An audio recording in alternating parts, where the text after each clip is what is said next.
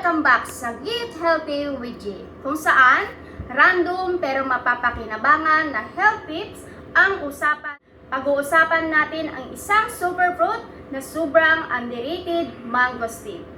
Alam nyo ba na perfect ang mangosteen para sa mga seniors? Oo, mga lula't lulo natin.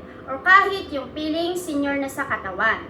Una sa lahat, mayaman ito sa antioxidants, lalo na yung tinatawag na xanthones. Ang antioxidant, important para labanan ang mga free radicals na nagpapabilis ng pagtanda at nakakasira ng cells, kaya helpful siya para sa pampabagal ng degeneration ng katawan.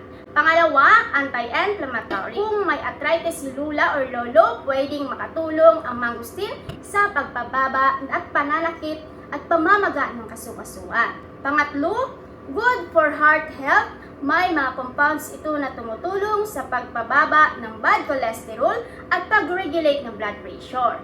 Alam naman natin na common concern yan sa mga seniors. At syempre, pampalakas ng immune system. Habang tumatanda tayo, humihina ang resistensya, pero ang mangosteen ay mayaman sa vitamin C at iba pang nutrients na nakakatulong mag-boost ng immunity. Reminder lang ha, hindi ito replacement sa gamot, pero pwedeng idagdag sa healthy lifestyle.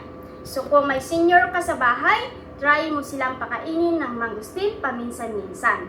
O ayan ha, isang prutas pero napakaraming benepisyo. That's it for today mga ka-healthy. Balik kayo for more tips dito lang sa Get Healthy with J. Bye!